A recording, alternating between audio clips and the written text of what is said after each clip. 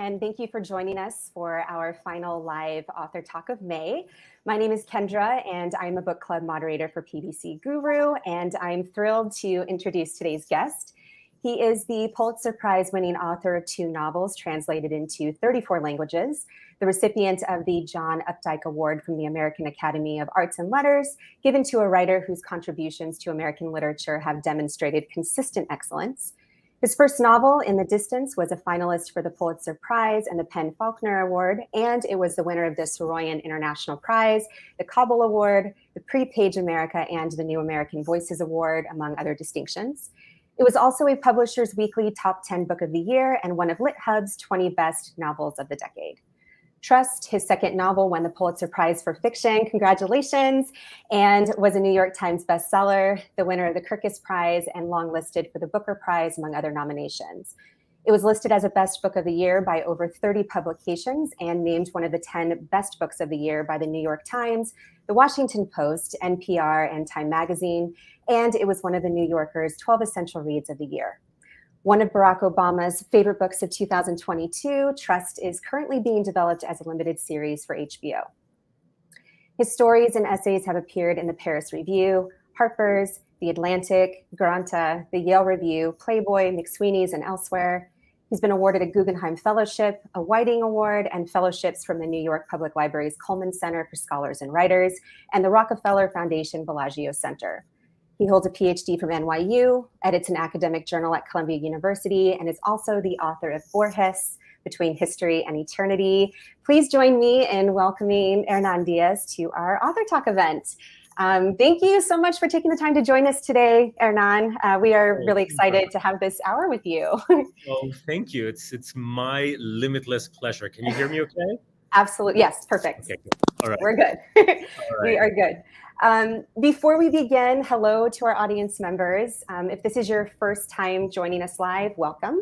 And if you've participated in past events, welcome back. In the first half of this event, I will begin with pre-submitted questions by members and those inspired by discussions taking place in our book clubs. If a live question pops into the chat that directly connects to whatever we're discussing in the moment, I'll pull it into the conversation as best I can. In the second half of our broadcast, I'll focus primarily on the questions submitted live by you, our audience members. Some quick reminders of how exactly that works. If you decide you'd like to ask a question, if you decide you'd like to ask a question, you can click the button down at the bottom of your screen that reads Ask a Question. And just a reminder that you can talk amongst yourselves during the live discussion by posting in the comments tab. All right, that was a lot of intro, so we'll go ahead and get started. Our book club members have a lot of really fantastic questions for you, so I'm going to jump right in if you're ready to go. I am ready. Okay, good. So first and foremost, congratulations on your Pulitzer win. Members in our book clubs, they've been commenting since last week on this, and many wanted to congratulate you. Oh, thank you. Yeah, and they wanted to know if you were surprised and how it felt. So can you, before we jump into the questions, speak a little bit about that? Of course. Yeah, I'm still reeling even the word. I don't know. I'm at a loss for words. I suppose that explains a lot. It doesn't usually happen to me. And it's very intense because I was a judge 2 years ago for the Pulitzer Prize, so okay. I'm well aware of the process on the other side, the hidden side, and it is indeed very hidden. It's very secretive as a process. I wasn't allowed to. My wife was the only person who knew I was a judge at the time. The judges are revealed once the prize is awarded. Okay. So there are no leaks ever. So I learned together with the rest of the world. I was absolutely on my own in Greenville, South Carolina, where I know exactly no one. So I was having a chicken and waffle lunch, which is what I suppose one does in South Carolina. I was just being very obedient, and it's been like I feel I've been in a sort of a free fall of joy ever since, and it's wonderful, it's humbling, and it's great to hear from all these people. who reach out from childhood friends, from grade school to previous Pulitzer winners whom I admire immensely. So it's been very disorienting and joyful in equal measures. That's really great. I have to ask, this it wasn't on here, but like, were you with anyone when you found out? Were you alone and like you got a call? I was completely alone. Oh gosh. And I remained completely alone because I was touring for the paperback, and I only got to see my wife and a couple of friends like the day before yesterday, literally. I was just on the road on airplanes and trains all the time. So which made the whole thing more surreal. I would wake up at night and say, oh, surely this was all imagined, Right. I love hearing that. And I'm sure our members did too. Thank you for that. Thank you. Okay, I'm gonna go ahead and jump on in here. That just felt important to talk about for a second with you. So many of our book club members, they commented on having never read anything quite like Trust, both in terms of the structure and its content. So the way that I've grouped these questions, this first grouping of questions, it's really centered on these like early inspirations. So I think one of our book club members, Anne, she, I think, puts it best in her submitted question. She asks, can you tell us what inspired you to write Trust? What question first interested you before you started to write the book, or what was the theme that initially energized you? Yeah, that is indeed a beautifully phrased question. Yeah, for me, all beginnings, and I'm now at the process where I'm starting with a new book, are very opaque and slippery and elusive. I'm not entirely sure what something is about, but what I need is a certain feeling, an emotional texture. That is the point of departure for me. And somehow what I thought was interesting at the beginning, this is the very, very beginning, before I knew what the book was about. I was interested about extreme stratospheric, like cosmic levels of wealth, not just someone with who's doing okay, but someone with sort of a black hole density level of wealth, And what I thought, and this was the inception of the whole thing, was that with such a fortune, surely would come limitless access to experiences, people, places, you name it. But at the same time, I imagined also, surely these people must feel isolated, extremely guarded, extremely paranoid, and secluded. Again, this is just the way I imagined it. I have a PhD in comp lit, nothing to do with money, so or nothing farther removed from the realm of profit. But it was that dissonance between reach and isolation that to me was very compelling. A little bit as in my previous novel, In the Distance, it was the dissonance between the vastness of the desert and the American landscape and the sense of claustrophobia that comes precisely from that vastness. So then the more, as soon as I got into this project and started reading toward it, other issues that I'm sure will come up throughout the conversation arose. But that was the genesis. Interesting. Thank you. Okay, I'm going to keep on going here. Jane, another one of our book club members, she was curious about your process of developing the sections in the book, right? You've got like a novel within a novel, an unfinished manuscript, a memoir, a diary. I mean, you created it all, and their orders. So did you go into the process, this is her phrasing, did you go into the process with the sections in mind, or did it unfold organically as you began developing the story? What was the writing process like when creating Trust? Yeah, well, so this actually sort of dovetails nicely with the previous question and what I was saying about that, which is the farther I got into the project, I also realized that, it wasn't just about wealth and capital and money and a great American fortune. It was also about how these fortunes are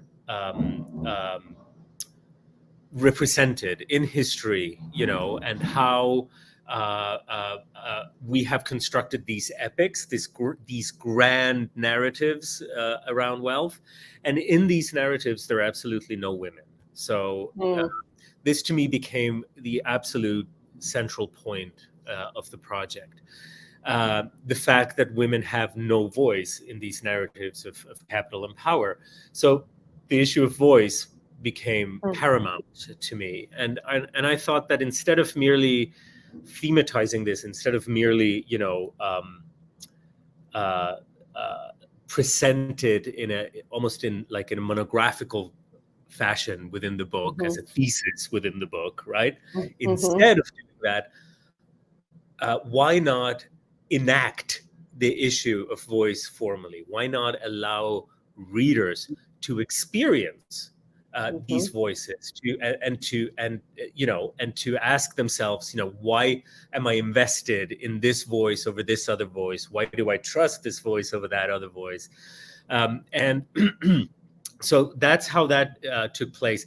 And at the beginning, it was a much more straightforward kind of narrative, until I realized that this was what the novel was about. For a while, I thought these voices, and we can talk about why it's these four voices and so on, but I thought maybe they should be intertwined. And I thought, well, I think we've read, or I had read books where that happened, but I had never read a book where the voices were stacked in this particular way. So that to me immediately was appealing. And also because,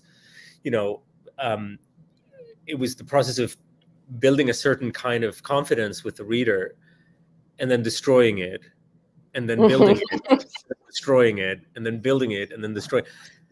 And each time inviting readers to wonder, again, why they were, to use a financial metaphor, invested in these voices or divested. So the way in which it worked to address the more crafty part of the question is I wrote the first portion first, the novel within the novel, also because, for two reasons. First, because it kind of taught me the arc of the story, albeit in a distorted way, but and also because the whole novel, in a way, is a reflection on the power of fiction and literature. So I wanted to start with the fiction within the fiction and how that leaves a dent in reality. Then I wrote the third part, the Ida Partenza section, the secretary reminiscing on her early years. And then I wrote the second part, which is the blustery memoir written by the real-life tycoon. And I concluded with the final portion, which is the diary of his wife. That is really exciting to hear, because I this came from a member. It was something I think I throughout my reading was also wondering, I wonder how he came up with this, because again, I'd never read anything like that personally. So that's really fascinating to learn. Okay, so this next question, I feel like you've kind of already answered it, but I'm going to throw it out there anyhow. So Alice wanted to know what made you decide to put the narratives in tension with one another versus giving just a straightforward narration or a single untrustworthy narrator. Well, yes, you're right. I mean, in a way, I spoke about this when I talked about the issue of voice, but I can elaborate further on this matter. I'm very interested in general as a reader, and I'm sort of looking at my own books in the back to confirm this. I'm interested as a reader I've always been in novels and stories, in literature in general, that asks itself what literature is and offers as a response the very story that we're reading. And I think there are many examples, of course, of this. I'm right behind me. I see Melville's Moby Dick is that, and I think that's why Moby Dick is so concerned with taxonomies and classifications, and because it's trying to also to taxonomize and classify the novel as a genre, and making it sort of explode as it does that, and the form is as elusive as the white whale itself. Mm-hmm. I think Nabokov, also behind my back because this is alphabetical, so he's close to Melville. Nabokov does that in a number of his books, Sebastian Knight, but also Pale Fire, which is one of my favorite books. Flann O'Brien does that too, at Swim Two Birds. Cervantes does it in Don Quixote. Lawrence Stern does it in Tristram Shandy. Clarice Lispector does it in The Hour of the Star. I could go on and on and on. But this is just a matter of taste and my own personal readings and inclinations. I like it when literature curls and folds up upon itself to look at itself and in amazement, I am literature, that is a moment that to me is very thrilling and exhilarating and thought-provoking and moving. So this is partially why it had this form, but also there's a second reason, or a third, because the other reason was the whole issue of voice. But the third reason has to do with I lost my train of thought because there was a question coming in. I saw it come in too. Yeah. Go ahead. I'm gonna switch. Anyway, it'll come back. Okay, that's okay. I got the question. I was like, Yado, what's going on? So then I got distracted. Sorry. It's okay. I remember the okay. Last reason. Sorry, I'd be very. No, you're fine. You're fine. Is that, this the question that I was just asked and that I'm going on and on about. Why wasn't this just one single story? I think also because the way in which we experience the world. Mm-hmm. At least since modernity, at least since the Industrial Revolution, sort of and more so as time goes by, is highly fragmentary. It doesn't have this cohesiveness and roundedness that sort of, let's say, the early or mid 19th century world or reality had. And that's also partially why the novel is whole and rounded and has in general like a harmonious conclusion where everything comes together. I don't think that is our experience of reality anymore. So I thought that in order to honor to the extent that I was able to the constitution of our reality, I thought, well, perhaps the novel should also have this slightly kind of cubist or prismatic and even like the pieces totally on purpose don't fully click together because the pieces in our lives don't click together either. Yeah. Right. I love how you said all of that. I'm gonna hold off on the questions that did come through just for one more second to get through a few more of these, and yes. Then I'll come back to them. And I think we've kind of segued from the last question asked, and that's totally fine. But I really like this next question, which is let me go down here really quickly. I think this is the one I want to go to. No, I feel like you've already answered that one. Sorry, I'm going through questions. Maybe I will come over here really quick then, and we can look at Patricia's question, which was the one that popped in that kind of threw us both off for a second. And it is, what was your experience at Yaddo? Did you develop any ideas for trust there? Well, Yaddo is amazing. I really, if there are writers or artists on this thing right now considering or applying, please do. It's magical and it's fantastic. For those who don't know what Yaddo is, it's a wonderful residency for artists in Saratoga. In this, actually, in a robber baron's mansion, so it was very very adequate for me. Yaddo, I went to Yaddo during the sort of the end of the pandemic.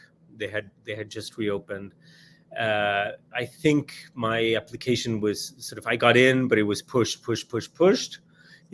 So I got actually to Yaddo when I was proofreading, and so I was done with the actual writing of the book. But the kind of writer that I am, for the kind of writer that I am, proofreading is such an important part of the process. I'm very involved. I have friends who are totally hands off, like they give a pass and they're done. We generated 4 proofs, which is, it's a lot. You generally get 1 or 2, and that's it. And with each proof, there are like 4 whole passes. So, it was a lot of editorial passes, and everyone was very patient with me. Also because the way the book is very visual. I was very involved in the interior design of the book, like the layout. And I wanted, given the fragmentary pages and all of that, I wanted certain page breaks to fall exactly at a certain point so that the reader would turn and they would, and also, especially in the second and fourth sections, I was very interested in the physical aspect of the page, and it takes really a lot of tweaking to get it right. So I worked feverishly on this, and Yaddo was so important because I feel I got the time, the freedom to make the book look exactly the way I wanted it to look. And I should say also Riverhead, my publisher, in addition to being extremely patient with me, which they were, and a big shout out to Sarah McGrath, my stellar editor. In addition to being very patient, they also gave me total and absolute freedom. Like, there were no compromises made, and they let me and helped me publish exactly the book that I wanted to publish, and that coalesced during my month at Yaddo. And I also wrote a short story. Oh, wow. Okay. Yes. Can people find that short story anywhere? Yes, the short story is called The Generation, and it came out in The Atlantic, and I think you can read it for free online. Okay, I'm gonna write that down. Yeah, and it takes place on a spaceship. Oh, okay. A little different. Different setting. Tad. Yeah. Just a tad. Yeah. Okay, that's all really fascinating. Thank you. So this is a little bit different of a question. Maria wanted to ask, what triggered you to have the financial markets of the 1920s as the backdrop for this book? Originally, Maria, it was cell phones and computers. Because in the very, very early days when this was coming together, I thought I had just written a novel that took place, in antebellum America, and I thought, well, I think it would be fun to do something that takes place today. But I knew it was this money project, however vague it was.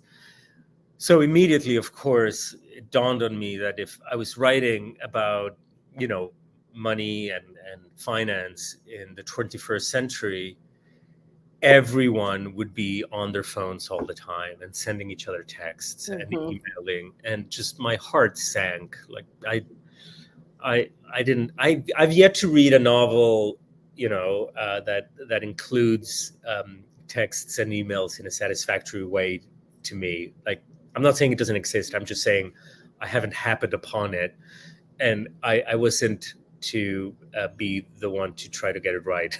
Right.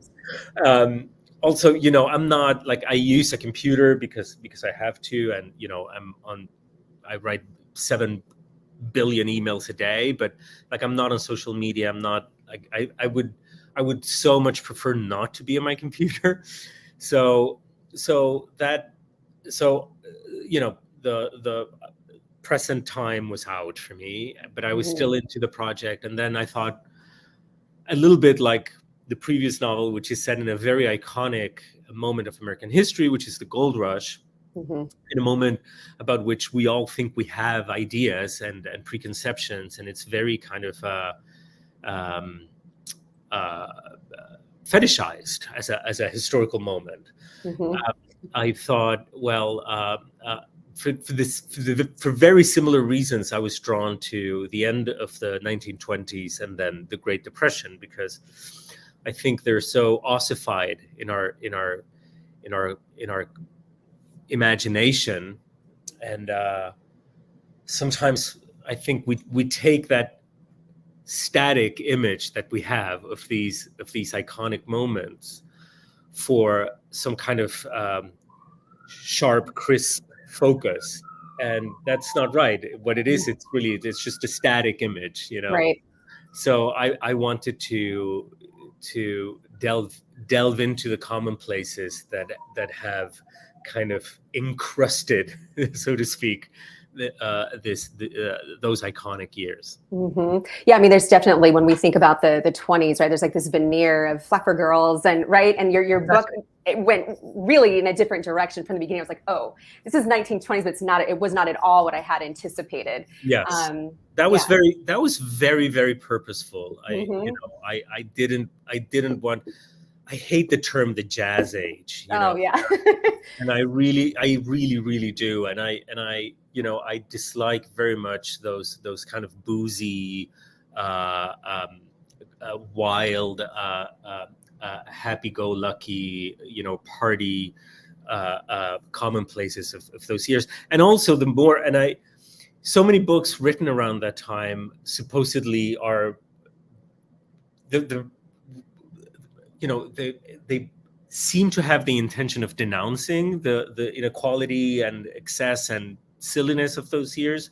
But I think for the most part, they really are bedazzled by the very thing that they set out to critique.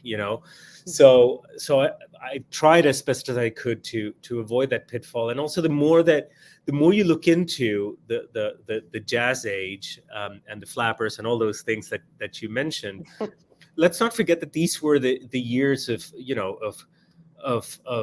William Harding, who ran under the slogan, America First, of Calvin Coolidge, who restricted immigration very selectively and had made drastic tax cuts for the rich, and the list goes on, and all the way and Hoover and all the way to FDR.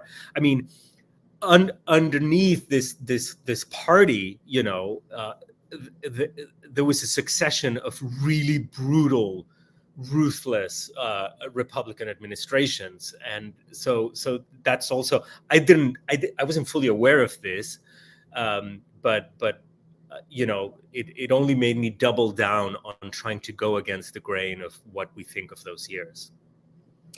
That is like the perfect segue. It's like we talked beforehand to like set you up for that, because where I was heading next, I'm going to switch gears just a little bit to people were really curious about like the research side of your book. And I feel like you just mentioning kind of going through history a little bit made me think maybe that's a great place for us to head next. So what kind of research did you need to conduct, like in order to write Trust? I was just looking over my head, and this is a 1909 Baedeker's Guide to Switzerland that I bought. Like, is it? Yeah, it's 1909. Oh wow. Yeah, and it's beautiful. I mean, I don't keep all my research stuff, but this book is it's just so handsome that I enjoy having it around. Sorry, a bit of show and since I'm People home. love that. Who doesn't love books? Yeah. I mean, yeah. The research process was really intensive intense. As I said before, I don't have a background in finance at all.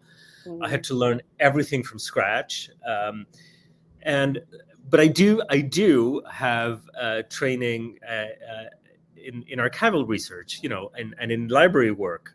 That's kind of my thing. It's been my thing for many years because I'm an academic. So I decided as soon as I settled on the time period and all of that I would just read primary sources. This means materials that were written during the time by protagonists of first-hand accounts of the time. This means, well, this, which is a totally random example. It also meant literature from the time, of course, including fiction, which I read voraciously, but also congressional hearings,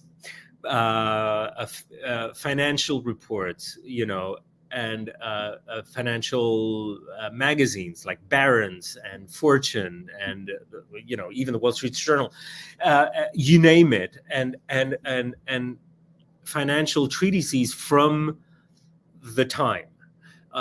This was because I thought it would be like a twofer. On the one hand, I would learn about what was going on, but also in that particular vocabulary. Excuse me. And because it's a little bit like tech, the lexicon changes so fast, and in finance, there are financial instruments and operations that exist now that didn't exist 100 years ago, and vice versa. So I was lucky enough, as you said during the introduction, to get also a fellowship at the Cullman Center at the New York Public Library, which meant, I had an office for a year at the public library, and I got full access to their collections, and I could speak to curators directly, and everything was yes, like anything I went within certain, because it was still COVID-y and a little bit complicated, but in principle I had full access. I also went to a number of private collections of real life tycoons. It helps to have like academic stationery to submit and write letters for myself to get into these collections. And there my main focus with manuscripts was on the wives of the tycoon. And if anyone in the audience is familiar with this, when you have miscellaneous documents, they're put in archival boxes, and because you're not entirely sure what's in those boxes, they appear cataloged, by the foot. So it would be like 7 feet of Mrs. X's materials. Yeah, it's wild. So I would, spend days getting being brought box by box and opening them up, and in many cases it was apparent that nobody had opened these materials for a century. And I think that was the most poignant and eloquent thing that I found in my research, was the silencing to which these women are still subjected. Right. Yeah. I mean, this is a little off of like how I had planned to go through these questions, but that I think kind of jumps ahead a little bit. There were a lot of people that had questions about Mildred in particular. Sure. So, maybe, and I'll probably jump back to the research again in a second, but it just makes me think. So when you were going through these like archives, really, is that how you came to the conclusion of like how you're going to write Mildred? No. I mean, no. Mildred is, in case, I'm assuming most people on this call have read the book, because otherwise, they're done with the book. Otherwise, why would you? I mean, right. In any case, why would you bother? But thank you. But no.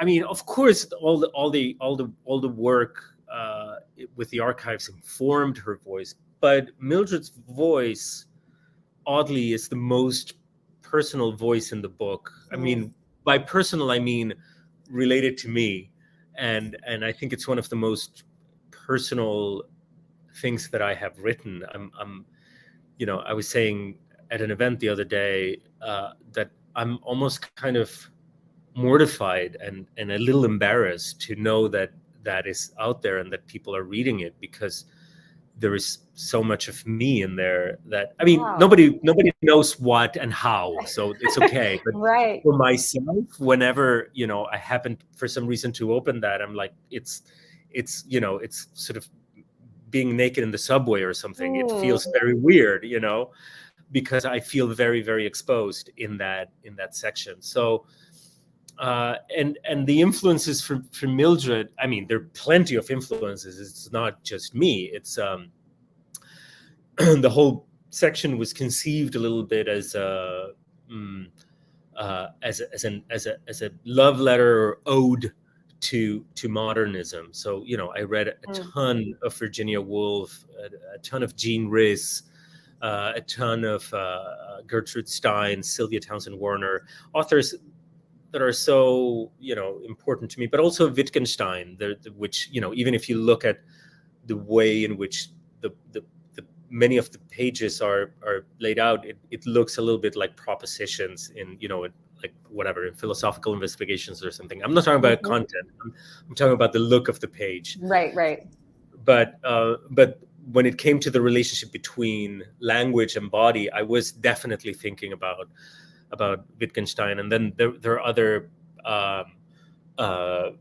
presences there, like Adorno has a little cameo, Thomas Mann is mentioned, and all the writers I just mentioned are, for the most part, kind of are sprinkling the whole section. So it was a complicated part of the book for me, for formal and personal reasons. Wow.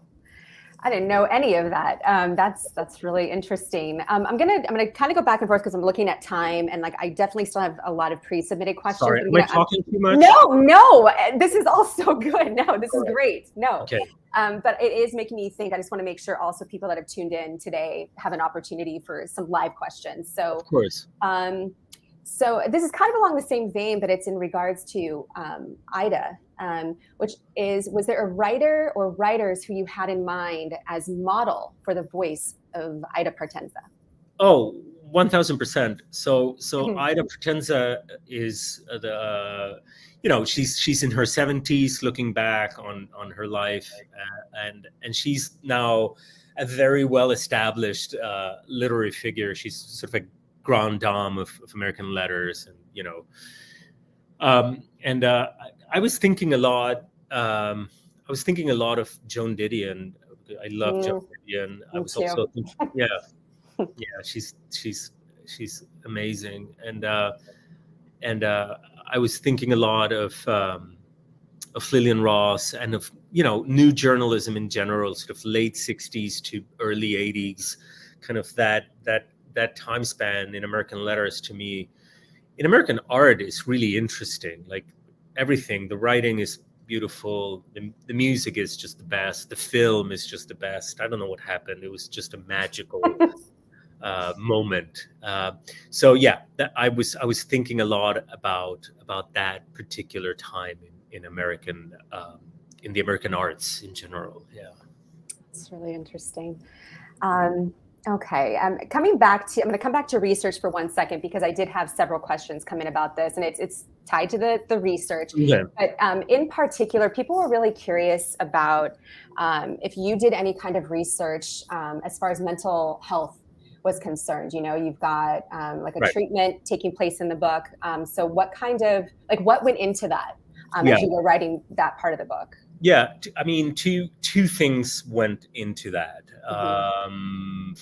Three things went into that. The first was sort of the way in which women, in regards to mental health, have been depicted in American and British literature, especially, which is my focus. And the mad woman in the attic, essentially, which is of course, a terribly objectionable cliche that I wanted to have there, to then kind of flip around and question. But it was important to me to address that. So that was one source, if you will. I mean, it's not really a source. The second one, as I just said, was primary sources of the time, and reading about treatments of the time. I think there was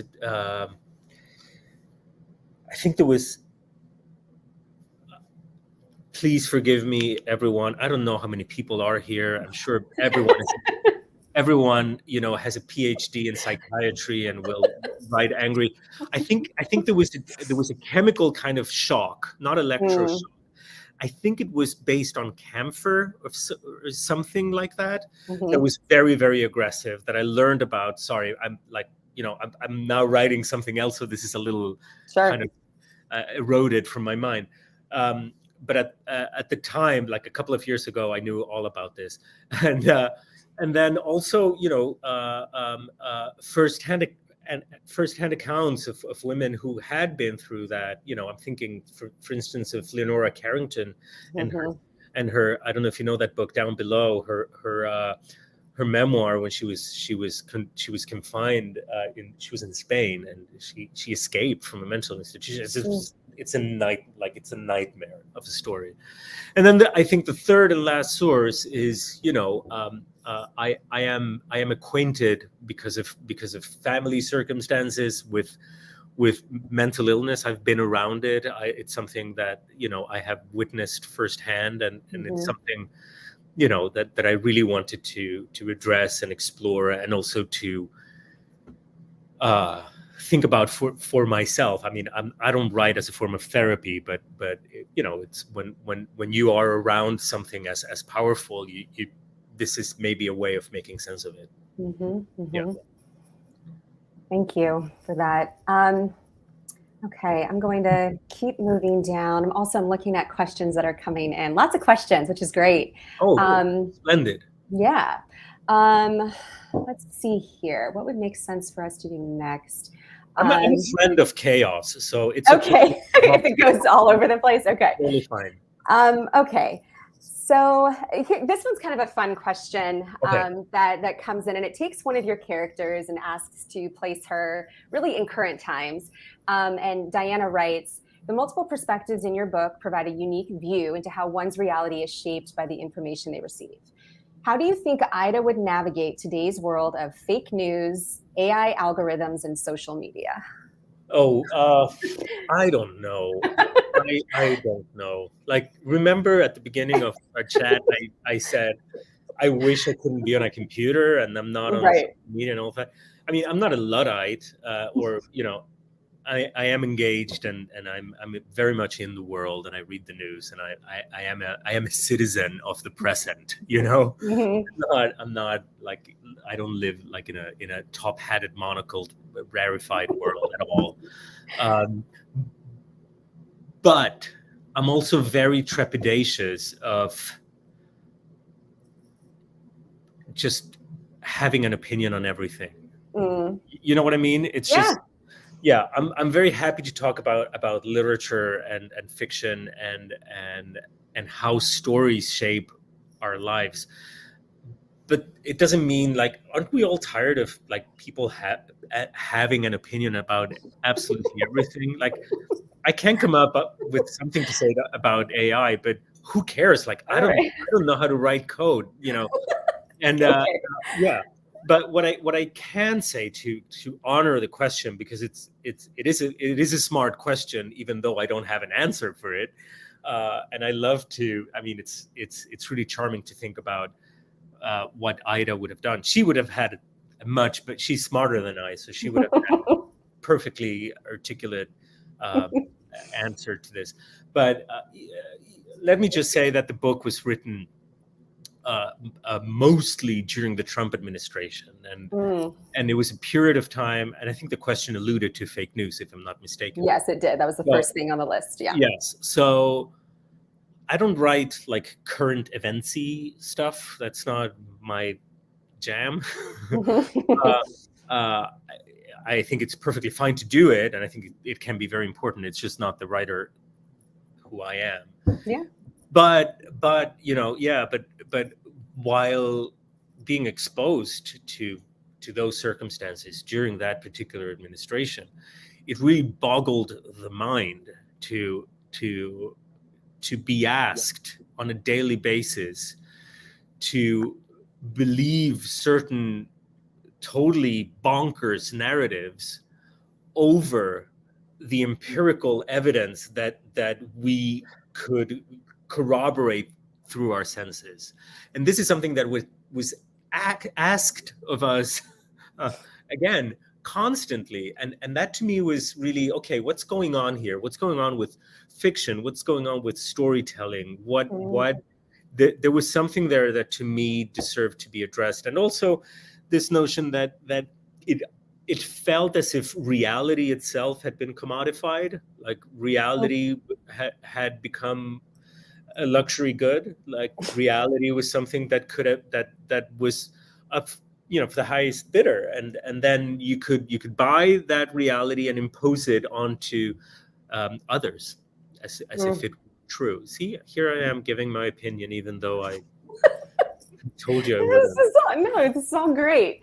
I'm going to come back to a character really quick, and I'm going to switch gears in a second. There were some questions that came in. A character we haven't talked about is Ida's father. And so Vicky writes in, she says, Ida's father was quite a unique man in his own right, and casting him as an Italian anarchist of the early 20th century introduced me to a subject I had little knowledge of. What references did you draw upon to create him? Well, thank you for that question, because usually the Italian-ness of the book is forgotten, but and what sources did I draw upon is a great question, and the answer is very few. And you know what? Because there aren't any. I mean, there are some, but compared to any other topic in the book, it's it's minuscule, like quantitatively. It's and again, I had full access to very important collections. I mentioned the New York Public Library, but I also, I happened to go to Italy, where I was able to consult the second largest collection of working class materials, and left-wing documents in the world. And I spent a lot of time there with the head librarian, and they had nothing on Italian American anarchists. They had Italian anarchists in Italy, but and this is a place I was holding like manuscripts by Karl Marx. I mean, they had everything. Right. Wow. They didn't have this at the New York Public Library. They had excuse me, allergies. Salute. Thanks. At the New York Public Library, they come in pairs. Salute. Thank you. At the New York Public Library, they had only fragmentary collections of some anarchist journals. In microfiche, not even the physical thing. Oh wow. Yeah. So it was very, very limited what I found, and the interesting thing about that is that how the book talks about bending and aligning reality and sort of correcting and distorting history for ideological, political reasons, and and the gravitational pull of money and power, and the ripples it leaves in our national narratives they leave.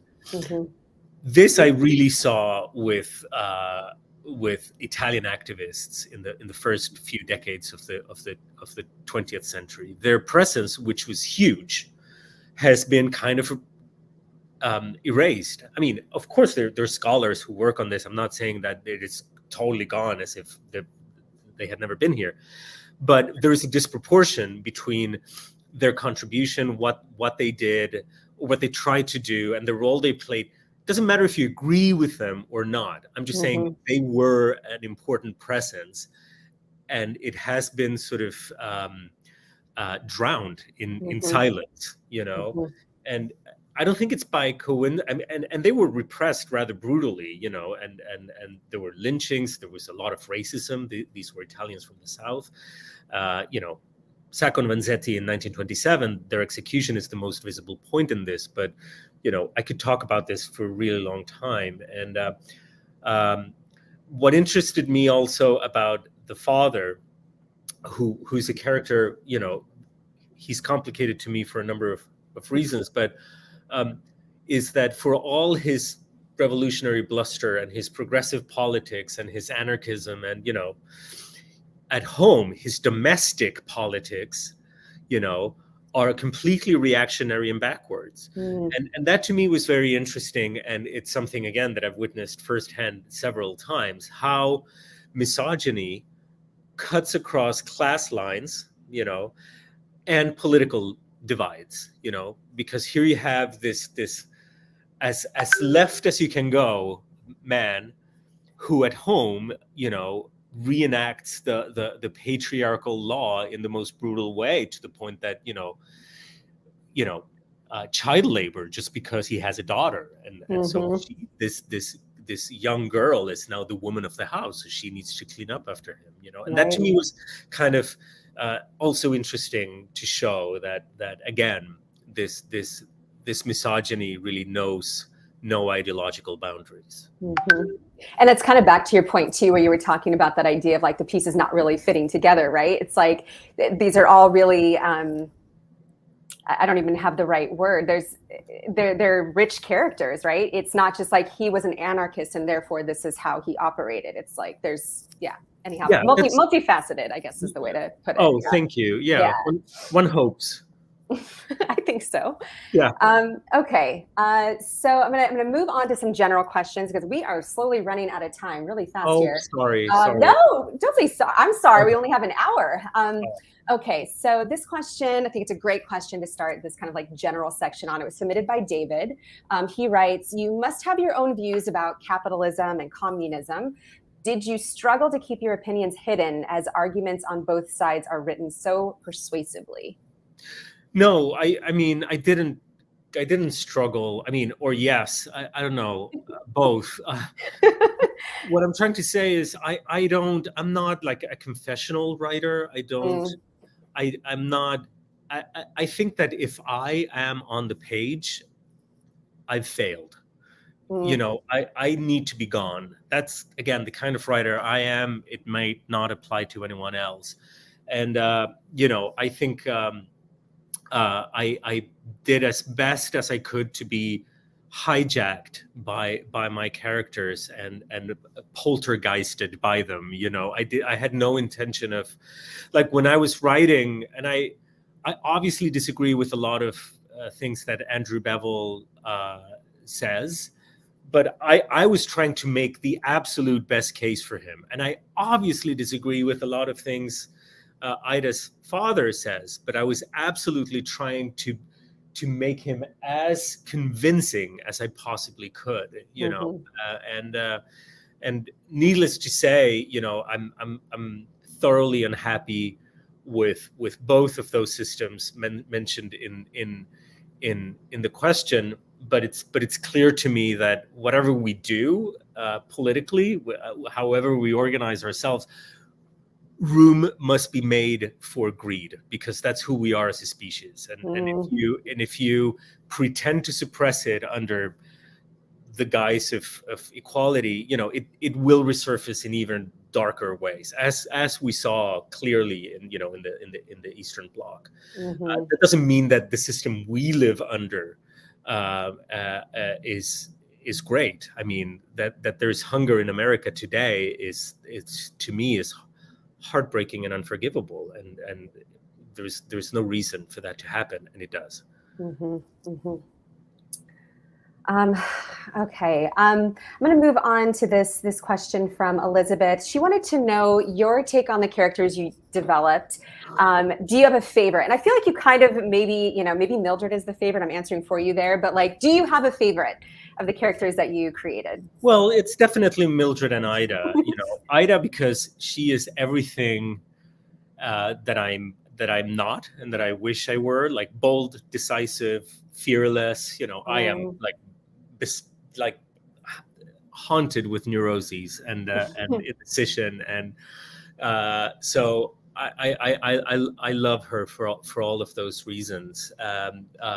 And Mildred is also a character that I only wish I were a fraction. I mean, she's just so brilliant. And another hard thing, aside from the emotional thing that I mentioned about writing that section, was that this character had to be so much more intelligent than I. And that is almost, I mean, it's a paradox. How can you imagine something larger than yourself? I think this was an ontological proof of God for some medieval theologians. But so so I had to find a lot of kind of detours and shift things around to create the sense of someone who is far more brilliant than I am. And I love her. I love her sensibility also, and we have a very similar taste in music and books. That's great. Okay, I'm going to move to, because we are really almost out of time here. Okay. A question that came in during the live event is from Cheryl, which I can't believe I hadn't asked you yet. Can you speak to the title, Trust? Was it chosen by you? Was an alternate title considered? Yeah, everything, I am, oh, Kendra, if you only knew, I am such a control freak.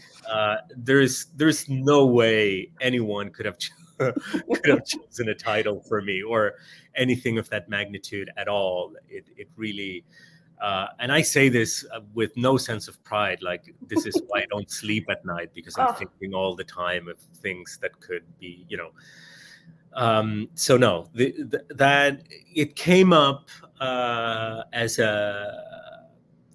it came up. I was on an elliptical trainer at the YMCA in Brooklyn, and that's when the title Trust came up, and I was just so happy. And there was another title that came up later that I thought I could use, and I still like it. So I'm not going to say what it is, because maybe I'll use it for something else.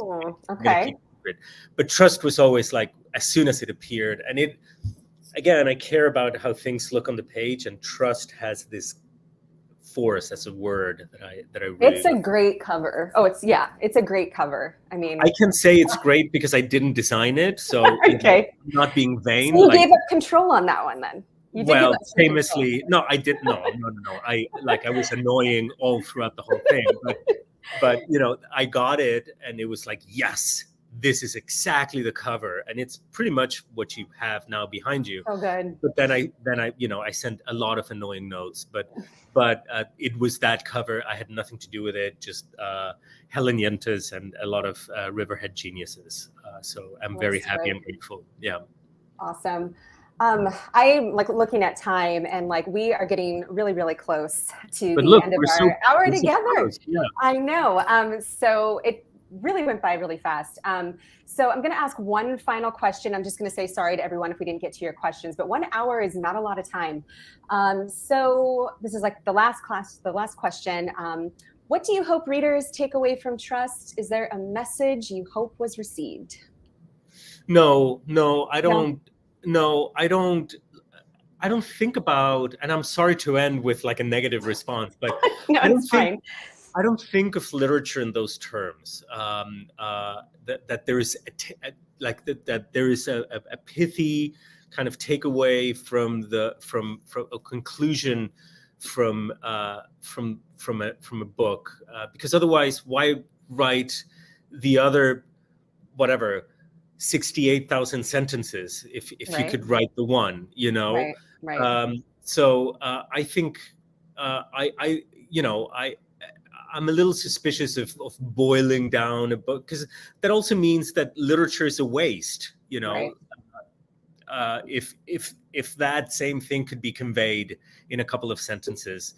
I would say, but to honor the question, just just to wonder what reading means, and to try to think about how we understand the world through storytelling, All right. yeah. Okay. I don't mean to cut you off there, but this is going to go off in a minute. So I'm just going to say thank you to everyone for joining us today. We hope you will join us again in July, which will be our next round of author talks. And a huge thank you to Hernan for being with us today. What a pleasure. Thank you, Kendra. Thank you, all you invisible friends. Okay. Thank you. Bye. Thank you. Bye.